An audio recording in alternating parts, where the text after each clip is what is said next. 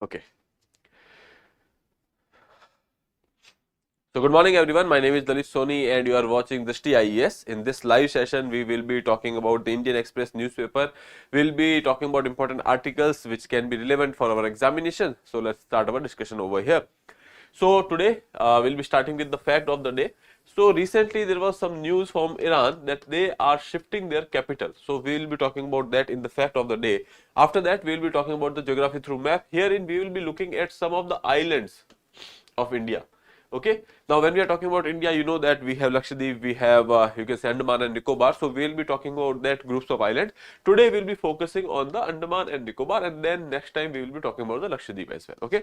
Then coming to the next important articles over here, India's battlefield tourism. Okay. So recently, what you can say is that those areas which are has been the part of various battles in the history. So India is basically focusing on them, and you can say developing them as tourist sites so that the common man can get the feel that how our soldiers have sacrificed their life for their safety. Okay, so that is the idea behind it. So we will be talking about that. Then MAGA or MAGA movement. This movement is basically, you can say, USA led movement, or better word would be the Trump led movement. Okay, why? Because you know that his policy is America first, his policy is inward looking, protectionism is there. So considering all these things, we can say that there is this movement that is making America great again. Okay, so that is MAGA, making America great again. So this is the movement which has been you can say knowingly or unknowingly, or you can say consciously or unconsciously, subconsciously, this movement has started, that is making America great again, that is MAGA. Okay, right now you can say that Mr. Trump, which is president elect of USA, and the Elon Musk, who was ally in the elections, and now he will be the part of the government. So they are basically, fueling this movement. Then coming to the next one, Israel-Hamas ceasefire agreement. So herein we will be seeing that there is a draft ceasefire agreement which has been devised. Okay, so we will be talking about that. We will be seeing that who are the mediators, what are the terms over here. Other than that, we will be talking about the Amrit Snan today. Amrit Snan. When we are talking about the Kumbh, we have made a special video on the Kumbh. We have, covered the historical aspects. We have covered the cultural significance over there. Now, when we are talking about Amrit Snan, so that was the first Snan on the 14th of January. That generally in our side of India, it is considered as Makar Sankranti. Other than that, also throughout India, there are various, you can say, places wherein you will be seeing that there is some kind of festival which is celebrated on 14th of January. That is generally your harvest festivals. Okay, when we are talking about the Punjab Haryana region, there will be Lohri, and then when we are talking about the Assam region, that will be Assam Bihu. Okay, Magh Bihu will be there. Okay, and other than that, when we are talking about the southern India, you will be seeing the Pongal. So in Tamil Nadu, we will be having Pongal. So all these are basically your harvest festivals. Now, with respect to the Kumbh and the Snan at Makar Sankranti, so that Snan is known as Amrit Snan this time. So we will be talking about that. Okay, now let's start with our discussion. Other than that, there will be, you can say, for your own read, there will be one article, and then for your editorials. Today, if you look at the editorials, you will be seeing that you have already studied all those editorials, because we have already discussed the H1B visa issue. We have already talked about the climate related issues. So we will be seeing that what editorial you can pick and what you can let go. Then explanation for the practice question which was given to you in the previous class, and then we will be coming to the practice question for today's class. Now here we are offering ISGS foundation course for prelims as well as mains in offline mode. For English medium, admissions are open. For Hindi medium, batch is starting from 16th of January 11:30 AM. So you can directly visit the center at the given address and get yourself enrolled, or you can call on this number, that is 87501 87501. Okay, now let's start with the fact of the day. Hold on a second.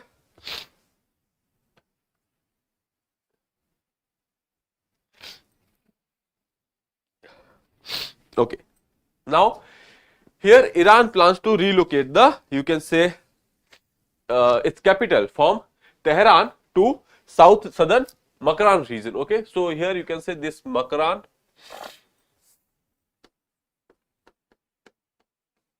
coastal regions. So they are shifting the capital over here. Now there are various reasons which has been cited. We will be talking about that. The reasons are mostly economic and ecological concerns. Okay, now let's see. In ancient time, Makran was the notable as the region where Alexander the Great lost a third of his men while retreating to Macedonia after his invasion of India. Now when we are talking about the Indian invasion of Alexander, this is the timeline 327 to 325 BCE. Okay, at that point of time, this Makran was the reason where he has actually realized that it will not be, the soldiers has actually realized that they will not be able to conquer India, and that is why they were retreating back. Okay, so that was the significance of, you can say, this particular reason when we are talking about the, with respect to the Indian history, if we talk about. Okay, coming to the next one, historical context. If we say, Tehran has been the Iran's capital for over 200 years. Last 200 years, Tehran has been the capital. Now talking about the planned relocations, they are saying that they are relocating it, but why? Iran intends to move its capital from Tehran to Makran in the Sistan and the Baluchistan province due to the Tehran population, pollution, overpopulation, then pollution, water scarcity and the energy shortage. Now these are the concerns. They are demography related. Other than that, you can say that the economy related concerns are there, and pollution and the water scarcity, these are the ecological reason because of which they are shifting the capital.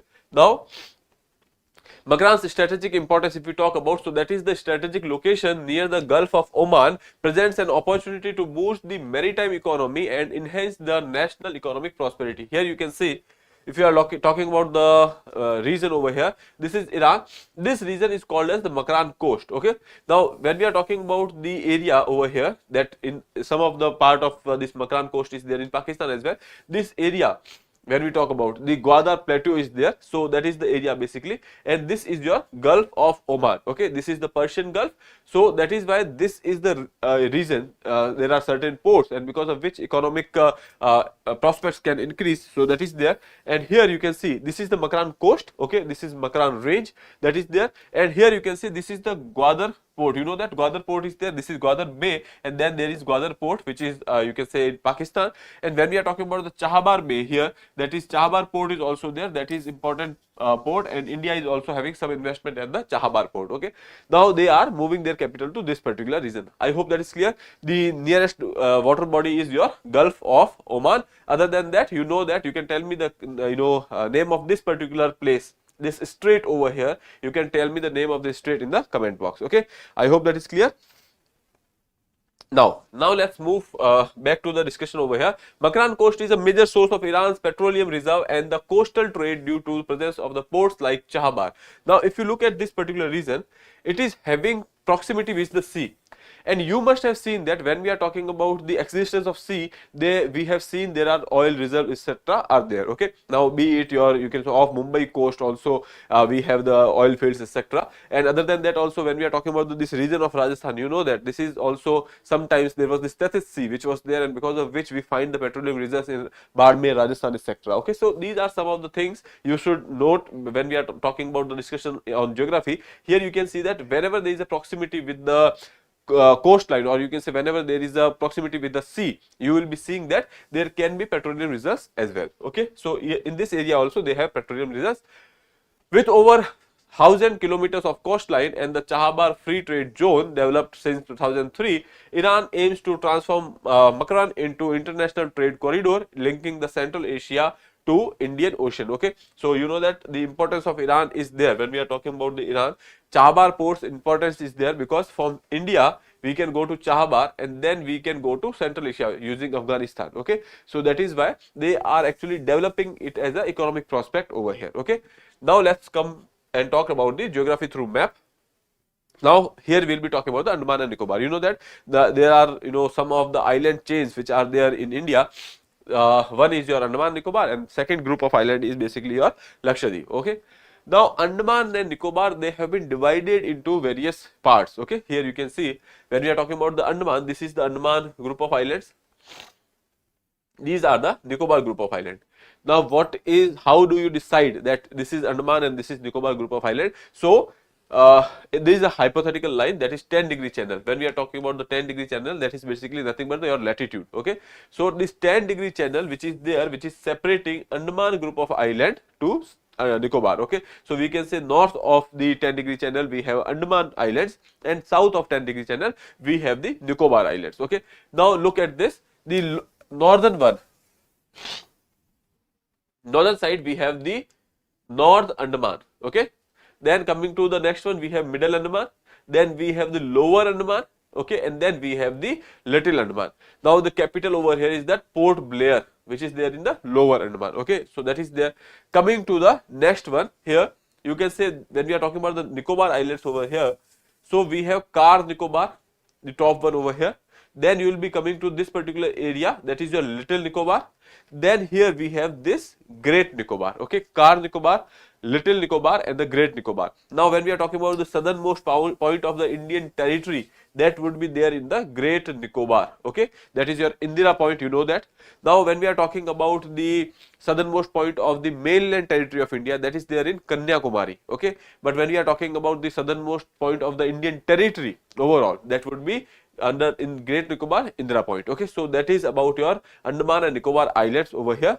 The capital is basically Port Blair.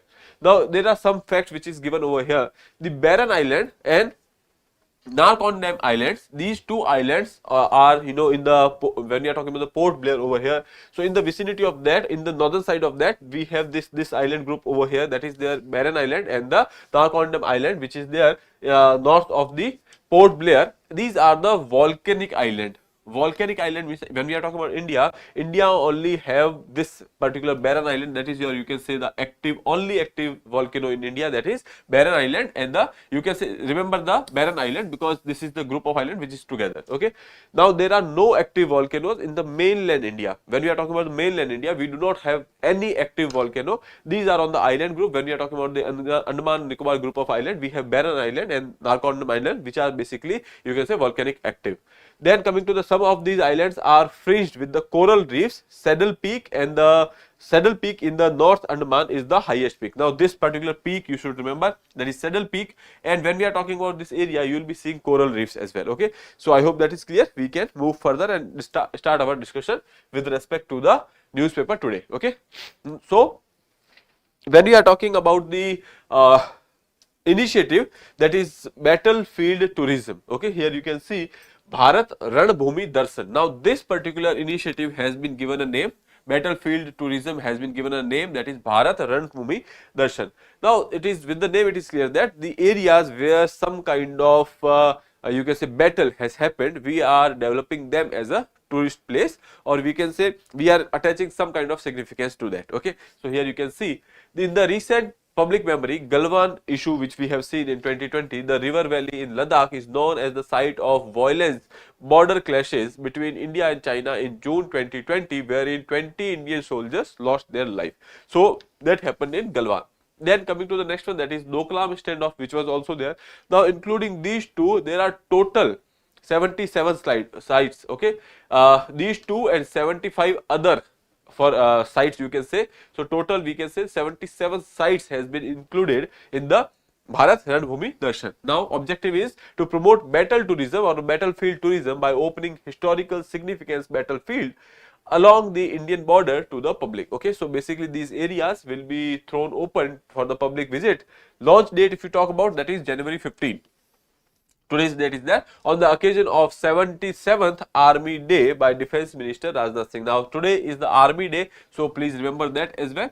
Okay, if you are, when we are talking about the newspaper, if you are going through the newspaper, you will be seeing that there are various advertisements are also there. So with respect to a specific day, so today we are saying that there is 77th Army Day, and on this particular occasion we have actually started this Bharat Ranbhumi Darshan. Okay, now moving further here, if we talk about the purpose, provide first hand insight into the military history and the border conflicts, because people which are going over there, they will be getting that kind of factual knowledge, as well as the various legend can be discussed over there. So that is there. Then promote tourism, connectivity and the socio-economic development in the remote border regions, because when we are talking about this war or the battlefield areas, mostly we will be talking about the Galwan, you will be talking about the Kargil, you will be talking about the places which are there along the LAC, LOC. So that is why this becomes important. Okay, now here you can see, if we talk about the collaboration, so here it is developed by the Indian Army and the Ministry of Tourism. Okay, so that is their local authorities will be supporting them in the initiative while maintaining an operational preparedness.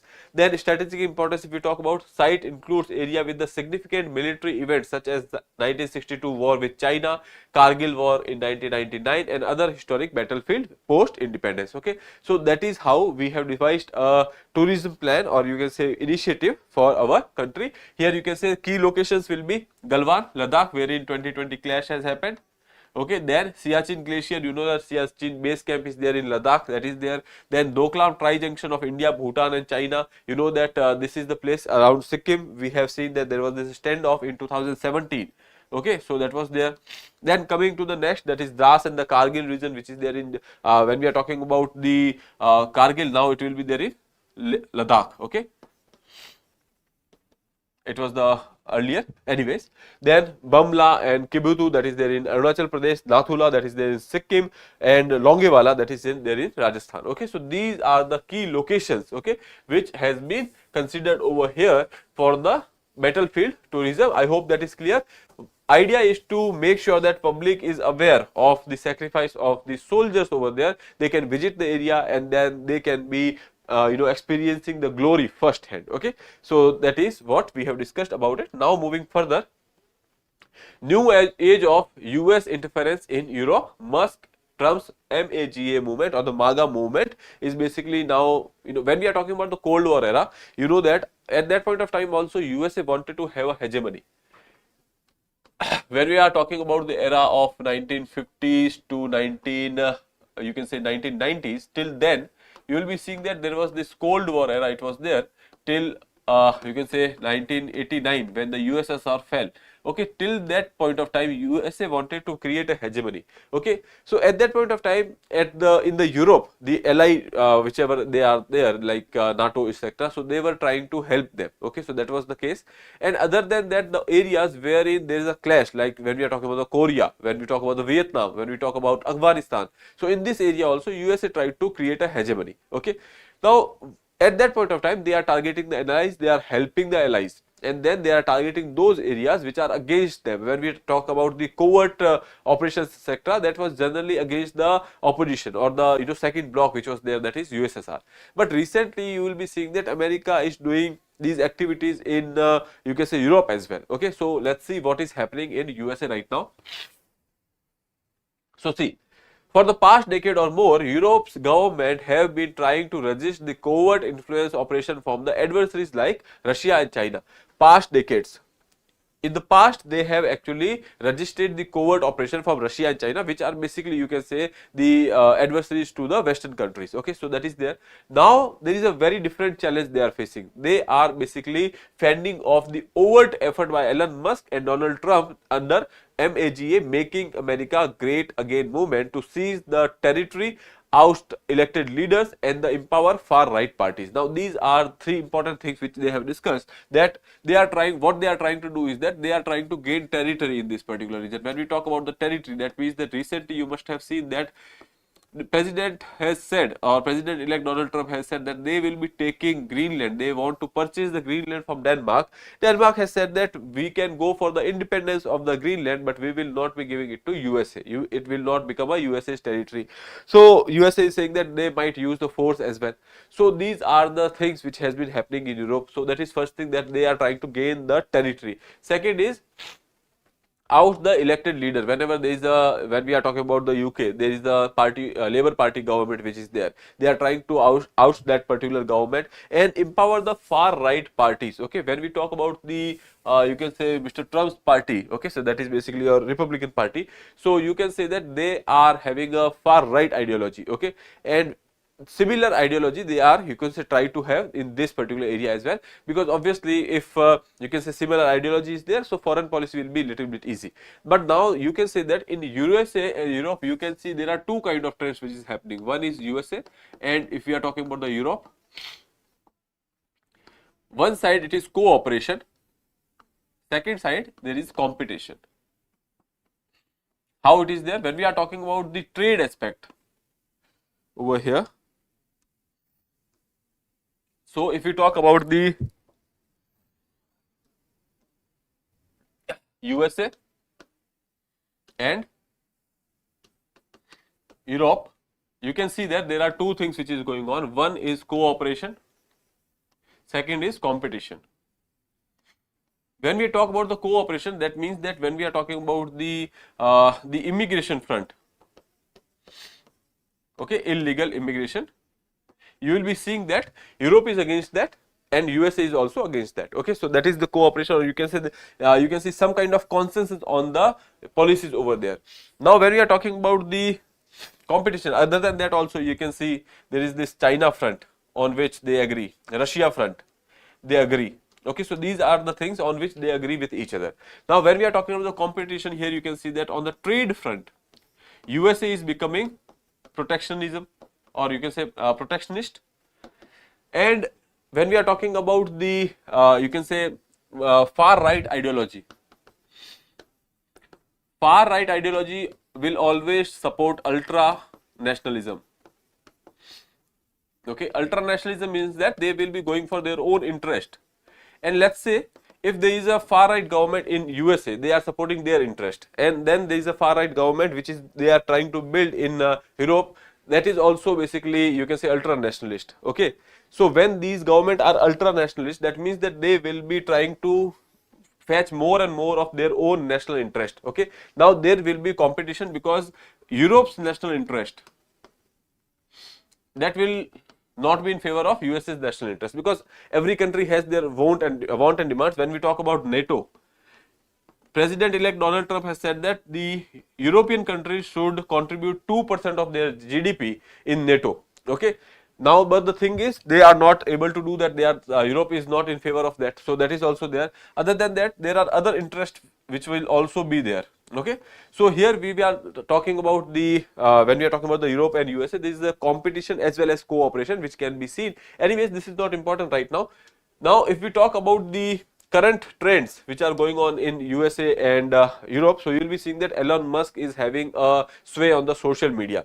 Okay, so he is utilizing social media for these objective over here. Okay, and if we are talking about Mr. Trump, so you must have seen that he has always had a try to build a bridge between the far right governments. Okay, so that is also there. Okay.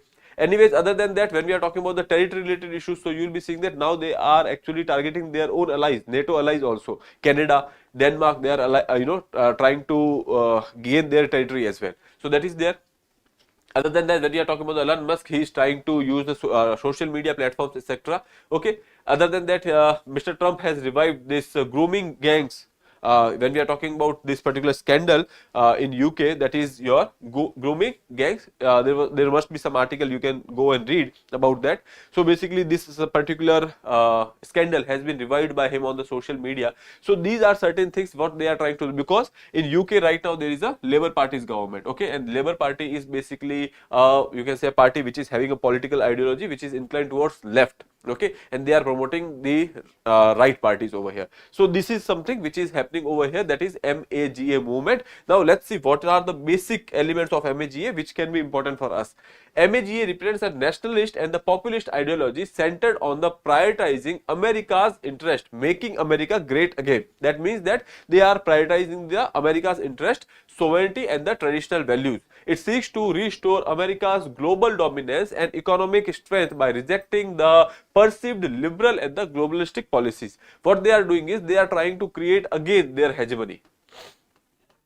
Hegemony, in simple word, you can say that the influence over the world. Okay, coming to the next one, global influence we are talking about. MAGA often supports far right movements abroad, aligning with the nationalist and the populist Europe in groups in Europe and elsewhere. It leverages social media, high profile figures like Elon Musk to amplify these ideologies globally, because this is something you should know. Obviously, you should not be discussing too much of the politics when that is being asked in the examination. You just have to, tell this core principle and this particular here, that they are supporting the far right ideologies, because that is a fact. Okay. Then coming to the next part over here, key themes if we talk about, one is economic nationalism. We have seen that they are going for the protectionist policies. Okay, America first policy which is there, focus on the protecting American industry, reducing reliance on the global supply chains and renegotiating the trade agreements, that is there. They are even targeting India as well, that they are saying that USA is saying that India is a tariff king Okay, so that is also there. Immigration control, as I told you that they will be having this policy against the immigration because they would want the resources to be utilized for Americans only. Okay, advocates for the strict immigration policies to preserve the cultural identity and protect American jobs. Then America First policy, which in the first term of the Mr. Trump also we have discussed that it aims to minimize foreign entanglement and prioritize domestic welfare over the international commitments. Cultural conservation, if we are talking about emphasizing on the traditional American values and resist progressive social changes. So these are some of the key things when we are talking about the MAGA. Okay, so this is about MAGA. Now we can move further to the next article, that is why first Amrit Snan on Makar Sankranti, why it is considered auspicious. First of all, when we talk about the Amrit Snan, earlier it was generally known as the Shahi Snan. Earlier it was called as Shahi Snan or the Royal Snan. What happens is that when Kumbh starts, you know that Kumbh happens every 12 years. There are 4 places: Nasik, Triambakeshwar, then Ujjain, then Haridwar and Prayagraj. When we talk about, you can say these 4 places, you will be seeing that there are 4 different rivers which are having a significance over here. Okay, so when we are talking about the, you can say different places like Haridwar, Nasik, Triambakeshwar, Ujjain and Prayagraj, you will be seeing that you can say in Ujjain there will be Shipra river. Okay, in Ujjain there is Shipra river. In Nasik, Godavari is there. Then in Haridwar, Ganga. And in Prayagraj there is a Sangam, Ganga, Yamuna, and you can say the mythical Saraswati river, which is to flow in this particular region, and then eventually it dried up. Generally it is said that, or the legend says that it is flowing underground. Okay, so that is there. In Nasik, Godavari river is there, Ujjain, Shipra river, Haridwar, Ganga river, and Prayagraj, Sangam is there, Ganga, Yamuna and Saraswati. Now the thing is, having a bath, okay, or the Snan in this particular areas in Kumbh is considered as auspicious. Now there are Shahi Snan. Okay, when we are talking about the first Snan which happens over here, that will be done by when we are talking about various akhadas which are there. Okay, when we are talking about these akhadas, so some of them will be honored with the first Snan, that is called as the Shahi Snan. Okay, now Shahi Snan is basically something that is happening on an auspicious occasion. Okay, that is not a normal Snan, that is happening on the auspicious occasion based on the alignment of the zodiac signs, sun, moon and Jupiter, etc. Okay, so that is one thing. Other than that, there will be various Shahi Snans. One is there on Makar Sankranti, then there will be somewhere on the Mauni Amavasya will be there, and then you can say Shivratri is there. So on these occasions, there will be a Shahi Snan or the Amrit Snan. This time we are calling it as Amrit Snan. Okay. Now these Akhada Sadhus, they will be having a dip first, and with that we will be saying that the Kumbh has started, and after that you can say the other you can say people etc. can go and take the Snan. Okay, so that is the idea behind Kumbh. Kumbh happens every 12 years, I told you. Okay, so here you will be seeing that at a particular place, every 4th year they will be celebrating the Kumbh. Okay, so that is why you will be seeing that at a particular place there will be a Kumbh after 12 years. There are various places like Prayagraj, if we talk about Prayagraj and Haridwar. These are the 2 places where you will be seeing that there is Ardh Kumbh. Ardh Kumbh means that will happen after 6 years as well. Okay, after 6 years we will be having Ardh Kumbh. Purn Kumbh is 12 years, Ardh Kumbh is 6 years, and in Prayagraj there is another Kumbh, that is Magh Kumbh. Magh Kumbh will happen every year in the month of Magh. We have Hindi calendar, and in the Hindi calendar we have one month, that is Magh. So in Prayagraj we will be having Kumbh every year, that is Magh Kumbh. Other than that, one is Mahakumbh, which is happening this time. This Mahakumbh which is happening this time, that happens once in a lifetime, that is in 144 years, in 144 years that will happen once. Okay, so this time when we are talking about the 2025, it is happening, that is Mahakumbh after 144 years. Okay, so this is about Kumbh. Now coming to the Amrit Snan or the Shahi Snan, why Snan on the Makar Sankranti is auspicious. Now you know that when we are talking about the movement of sun, there are when we are talking about our Earth, you know that there is this equator, then we have topic of Cancer and topic of Capricorn. Okay, now Sun over here will be entering into Makar Rashi, or you can say the northward movement of the Sun. When we are talking about you can say Sun, you know that Sun will be moving from these two, between these two tropics. Okay, the northward movement of Sun will start from the Makar Sankranti, so it is also called as Uttarayan. Now, generally in the legends or the you can say theology, it is considered that the from the time Sun starts its you can say northward movement and it stays in the northward direction, northward hemisphere. So you will be saying that that is the time when all your devtas, they are awake. Okay, they will wake up. They will be staying up for like you can say that particular period of time when the Sun is in the Uttarayan, and then when it is going towards the Dakshinayan, then in that point of time they will go back to sleep. Okay, so that is the idea over here. Now since devtas are waking up, okay, so they will be having special attention to their devotees, and that is why this Snan becomes important. Other than that also, when we are talking about the movement of the Sun, okay, so in zodiac signs etc., it is considered that Sun from Dhanu zodiac sign or Dhanu Rashi, it is moving in the Makar Rashi. Okay, and when it is moving in the Makar Rashi, the owner or the lord of the Makar Rashi is Shani. Shani is basically son, you can say son of Surya or the sun.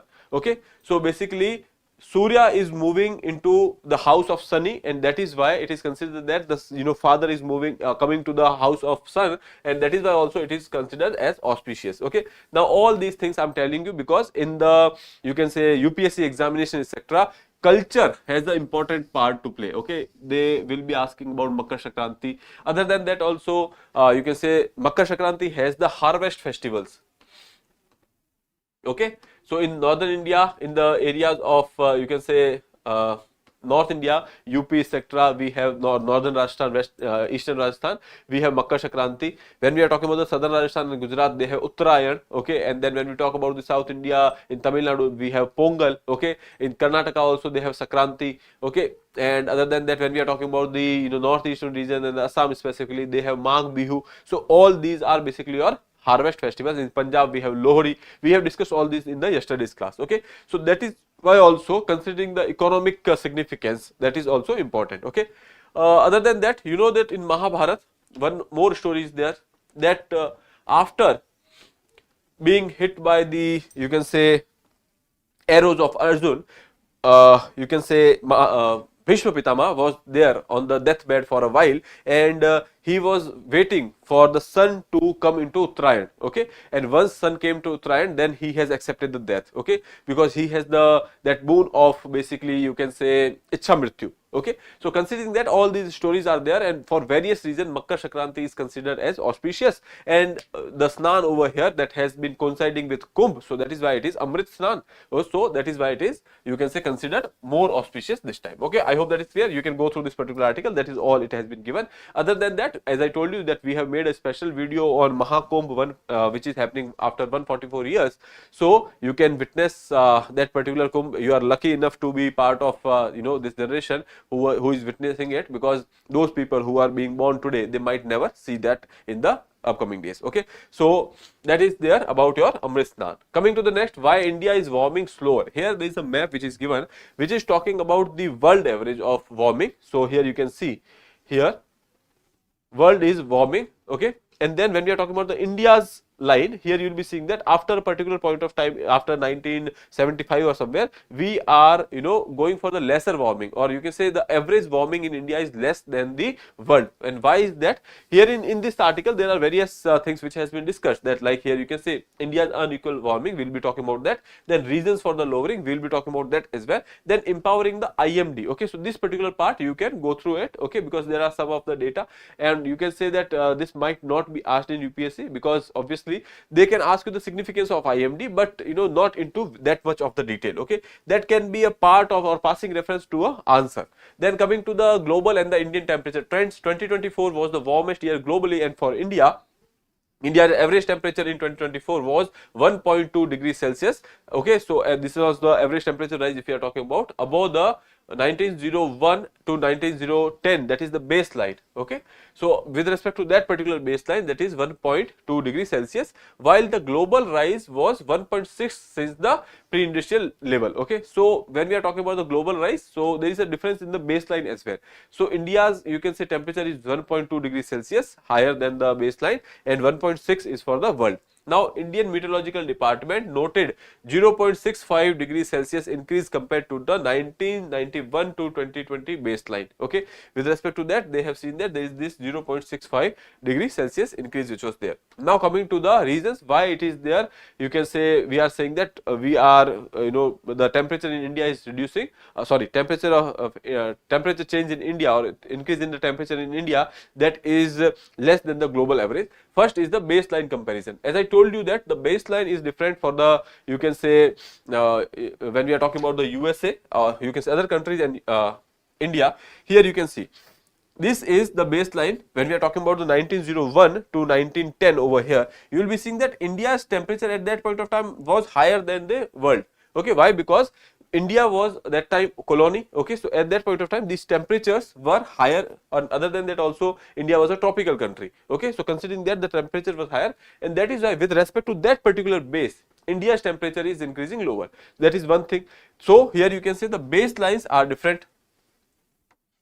Then coming to the next one, geographic factors. Okay, so when we are talking about the geographic factor, you know that we are a tropical country. Okay, and we have the oceanic influences as well.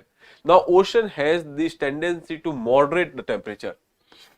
Okay, so there is this moderating effect of sea. Now, you can go and check what is moderating effect of sea in the static part of your syllabus, that must has been covered. Okay, so when we are talking about the India's location and the proximity with the ocean, the moderating effect of the sea actually help us keep the temperature down. So that is there. India's tropical location and the oceanic influence moderate temperature increases. Humidity, aerosol, particulate matters reduce the solar radiations. When we are talking about the solar insolation or the energy which is coming from the sun, which is lesser, because this is your earth and this is sun's energy which is coming over here, and you must have seen that in the time of winters there is this smog or the fog which is there, and because of which you might not be experiencing the sun. Okay, now similarly think about it, when there is a lot of pollution and there are various aerosol particles which are there in the atmosphere, they will be acting as some kind of obstacle for the insolations, and because of which the solar radiations which is coming on the earth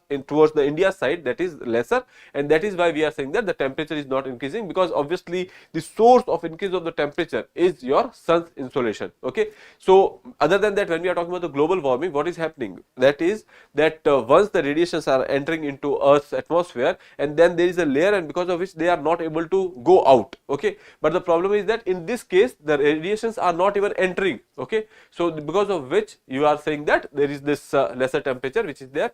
Arctic influence, if we are talking about, so the Arctic warms 2 to 4 times faster due to the melting ice exposure more on land and then sea, increasing solar absorptions. So basically in the Arctic, when you can see the albedo effect is there, ice has this tendency that it will reflect the light.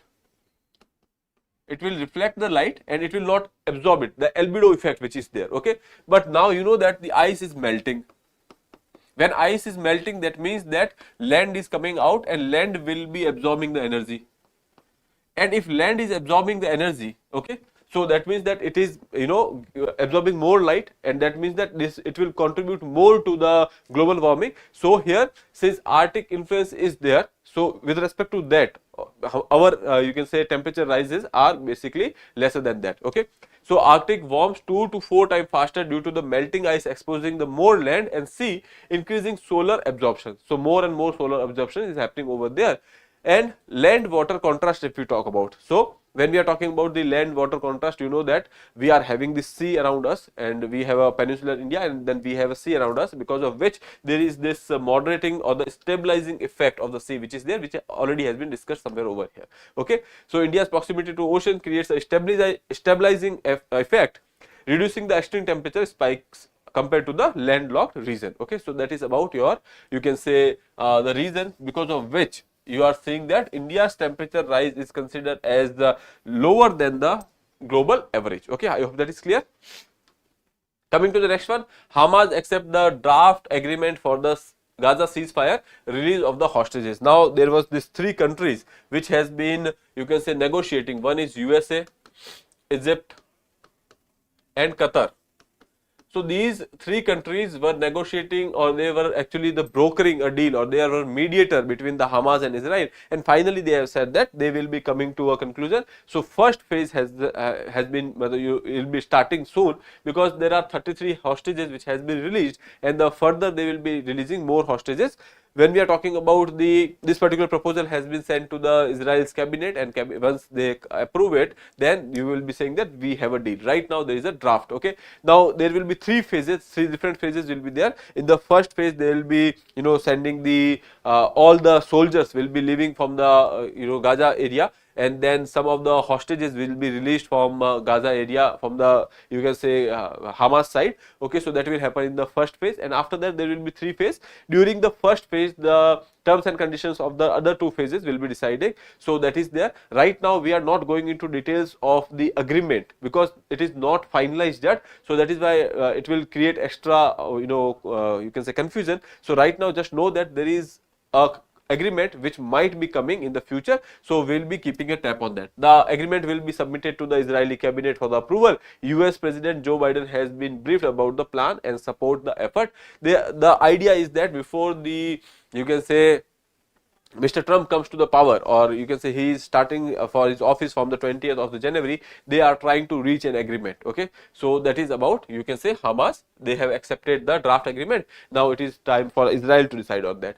Now talking about the editorial discussion, here you can say the fire this time. This is, they are talking about the California fire, or you can say this time you can also call as the Los Angeles fires, earlier Malibu fires, okay, and because of the Santa Ana winds. Okay, this started from there, and now initially it was Malibu fires. After that, you can say that California or the Los Angeles fire. Okay, so this is the editorial which we have discussed twice. Okay, we have discussed this issue twice. So if you want, you can go through this particular editorial. It will be easy for you to understand. Okay, coming to the next one over here.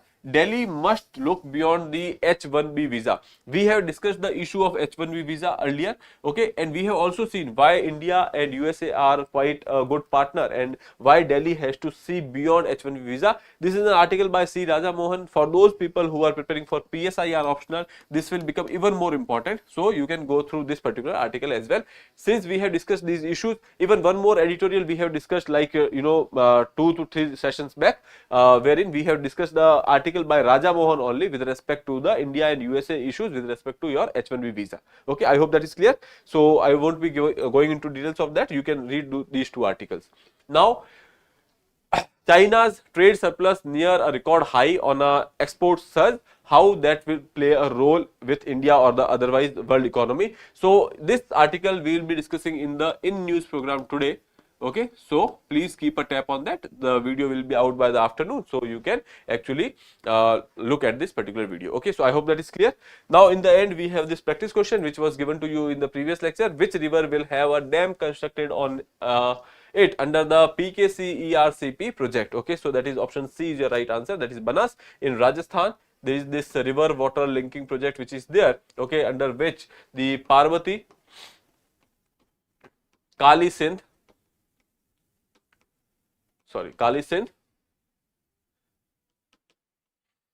the water from the Chambal will be transferred to the Parvati and Kali Sindh region. Okay, so that is the water linking project which is there in Rajasthan, and because of which there is one tiger reserve, that is Ranthambore. Some area of Ranthambore is basically under threat of submergence, nearly 37 square kilometer area which will be under the threat of you can say submergence, and that is why this particular topic was in news. That is your PKC ERCP. So option C is your right answer. That is Banas river. Okay. Now that dam is constructed on the Dongri, near the Dongri village, that is in the vicinity of Savai Madhopur. Okay, I hope that is clear. Now for today's practice, we have which of the following is not a site for the Kumbh Mela? Haridwar, Prayagraj, Nasik or Varanasi. So you can attempt this question and answer to me in the comment box. With that, I would like to take your leave. If you have not subscribed the channel, please subscribe it. Have a nice day. Thank you.